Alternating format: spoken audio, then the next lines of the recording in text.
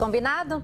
Pessoal, são vários os pontos que a autoimagem trabalha, tanto psicológicos como físicos, e ela influencia no aumento ou não da nossa autoestima. Mas você sabe qual a relação entre elas? Sabe o que é essa autoimagem?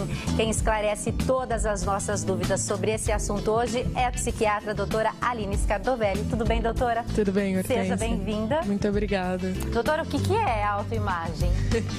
Vamos lá, então a autoimagem, ela é a imagem que a pessoa tem do aspecto físico, corporal, né, e facial dela.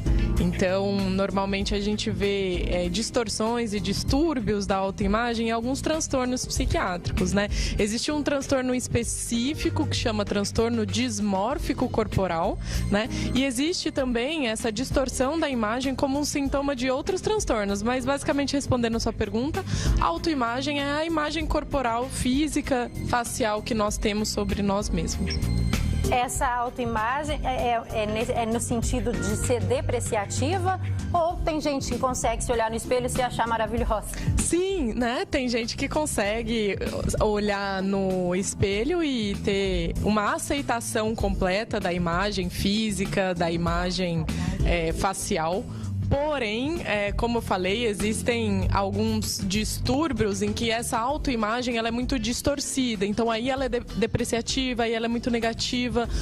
Como, por exemplo, na anorexia nervosa, a gente vê um distúrbio bem grave de autoimagem. Então, apesar da menina ser muito magra, ela se vê acima do peso, né? Então, existe uma busca incessante pelo emagrecimento. Existem, por exemplo, pessoas que têm distúrbios ou falhas mínimas, né, no corpo, ou às vezes são falhas até imaginárias, e elas começam a desenvolver pensamentos obsessivos e um sofrimento muito grande relacionado a essa falha, seja ela mínima ou imaginária. Todo mundo, então, constrói uma autoimagem, né? Como que essa autoimagem é construída? A gente vai construindo ao longo da vida? Tem uma idade específica que a gente constrói a autoimagem? Então, ela é construída ao longo da vida. A infância e a adolescência tem muita importância nessa construção da autoimagem do indivíduo, né? Porque, então, assim, como que nós construímos a aceitação da nossa imagem, né? Nossa autoimagem é mais ou menos a maneira como a gente se aceita quando a gente se olha no espelho. Então, isso tem muito a ver ali como foi o processo de criação, né?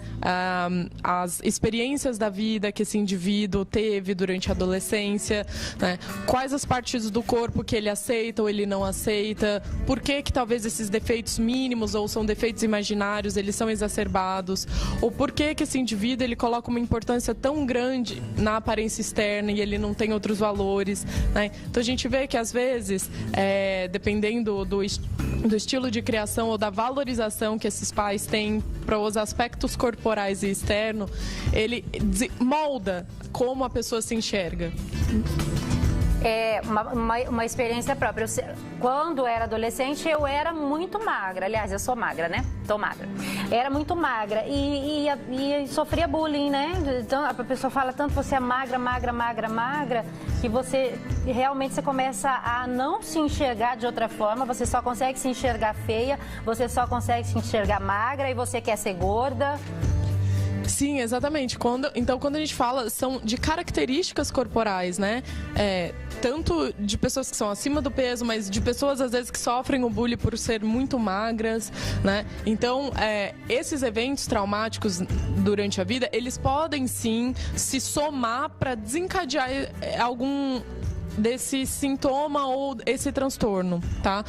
Então, por exemplo, tem pessoas que elas ficam obsessivas porque o nariz está torto, mas o nariz não está torto, né? Mas às vezes algum comentário externo serve como um reforço para isso, né? Por exemplo, nossa, você fez alguma coisa diferente no nariz, né? Ou esse tipo de comentário, por exemplo, nossa, como você está muito magra, né? E então isso cria e ajuda esses pensamentos obsessivos. Mas como que a gente faz um diagnóstico de, por exemplo, um transtorno dismórfico corporal, ou como que a gente valoriza esse sintoma, né? Quando isso traz muito prejuízo para a vida social da pessoa, como, por exemplo, às vezes você começa a não sair de casa por esse medo excessivo, por essa insegurança de julgamento. Por exemplo, você nunca colocaria sua imagem na televisão porque você se acharia extremamente feia, extremamente magra e buscaria métodos excessivos para ganhar peso, né? Então existe ali um limite entre o totalmente patológico e o aceitável, mas o fato é que sempre traz um sofrimento, seja ele menor ou seja ele maior, né? A gente acaba ficando inseguro com essa autoimagem, com a maneira como a gente se coloca, porque eu costumo falar que a nossa aparência, ela não é importante, mas ela é importante, porque é como a gente se coloca para o mundo e principalmente para nós mulheres estarmos bem, estarmos satisfeitas com aquilo que a gente apresenta, com a nossa aparência é muito importante, né? Então todas essas características influenciam muito. Qual que é a relação da autoimagem com a autoestima?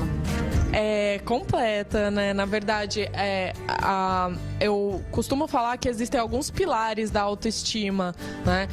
A autoestima ela é baseada naqueles pontos que a gente valoriza a nossa identificação como eu. E a autoimagem, ela é um ponto muito importante, né? Então, estarmos bem com aquilo que a gente expressa fisicamente é um ponto muito importante para a nossa autoestima, né? Porque é a maneira como a gente se relaciona também com o mundo, a maneira como a gente se expressa, né? Então, por isso que, para mim, não tem como fazer essa completa divisão, né? A autoestima depende de outras coisas, porque tem pessoas que estão completamente resolvidas com aquilo que elas expressam no exterior, mas ainda assim a autoestima delas não é completa, porque existem outros pilares, como por exemplo outros traços de personalidade, uma identificação psíquica, às vezes acadêmica, às vezes laboral, com aquilo que a pessoa faz, né? Um exemplo, às vezes a pessoa ela tá totalmente resolvida com o corpo, com a aparência, mas ela é insatisfeita no trabalho, e ela é insegura no trabalho, e ela acha que ela precisa mais, né? Então, a autoestima ela tem muitos pontos, né? Mas a autoimagem é um ponto muito importante para que essa autoestima ela esteja sempre fortalecida. Como que a cultura, a mídia, a moda interferem na formação dessa autoimagem? Eu acho que hoje, de uma maneira muito importante, né? Porque a mídia, o que ela faz? Ela coloca um padrão, né? E ela coloca ali, principalmente as mídias sociais, para as meninas, para as adolescentes, um grau excessivo de comparação, né? Então, eu tô cansada de receber adolescentes e mulheres no meu consultório que elas até estão ali dentro do padrão, mas elas sempre querem mais, né? Então, há uma busca excessiva por procedimentos estéticos, por cirurgias, por remédios para emagrecimento, né? Porque eu vejo hoje que não há uma satisfação há uma dificuldade de aceitação da individualidade, né? Porque a mídia, de uma certa maneira, ela coloca aquilo como um padrão. E se você não estiver perto ali, você não está dentro daquele padrão de beleza. E a gente esquece que padrão de beleza se modifica com o tempo, né? Se a gente pegar a história da beleza, o padrão se modifica, mas as pessoas elas querem se enquadrar. Então, para mim é muito preocupante o que as mídias fazem, né? Porque é um excesso ali de informação, de padrões que mexem muito, principalmente com a cabeça de jovens ali que estão acessando aquele conteúdo. E cada pessoa é única, né? Não tem como, olha, eu quero ser assim, assado, como aquela pessoa, e você acaba, de repente, desenvolvendo um transtorno, porque você não consegue ser como a outra pessoa. Cada um é de uma forma, cada um é de um jeito. Sim, quando me perguntam, Hortência, assim, se eu sou contra procedimentos de estéticas ou cirurgias, eu falo que não. Que existem esses procedimentos hoje, ou cirurgias, que elas estão aí exatamente para aflorar o que tem de mais belo na gente, e talvez por questões de saúde, né? Mas que o que eu acho que acontece é uma excessiva identificação das pessoas e uma valorização muito forte com essa questão de imagem, com essa questão corporal, né? Então eu não sou contra esses procedimentos, mas eu sou muito a favor da gente abraçar toda essa individualidade, né? Porque o belo, ainda bem, ele não é igual para todos. O belo, ele é diferente para cada um de nós. Então eu acho que precisa, sim, talvez de um incentivo da gente abraçar as nossas características de uma maneira mais gentil, né? De aceitar nossas características individuais e de ver o belo nisso. E não né? Da gente querer cada vez mais estar igual a todo mundo. Eu concordo. Eu acho que se existem procedimentos, existem coisas que a gente possa fazer para melhorar, ok, né? Que a gente faça. Mas é importante entender como é o corpo, entender que a gente envelhece e o bonito, na minha opinião, o bonito é o conjunto, né? É o que você é o todo. Não é a ruga, não é o pé de galinha que você vai ali consertar, não é só o rosto, né? É o conjunto que deixa a gente bonito. Exatamente. O meu esposo, que é o Dr. Rafael, ele costuma me perguntar... Beijo, doutor!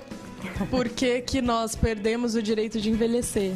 Porque a gente se sente um pouco dessa maneira, né? Todo mundo, né, buscando métodos para evitar o envelhecimento e realmente a gente esquece de honrar a nossa trajetória e de honrar talvez essas rugas e esses sinais que aparecem no nosso exterior, mas que mostram toda essa trajetória, né, que a gente percorreu na vida. Então é exatamente isso. E de valorizar esses outros pontos da nossa autoestima, que é quem a gente é como todo e não só a nossa autoimagem. O corpo a gente tem que agradecer, é isso, simplesmente agradecer. Vou fazer uma pausa, vou para um intervalo rápido, volto daqui a pouquinho, a gente quer a sua companhia, não saia daí, até já.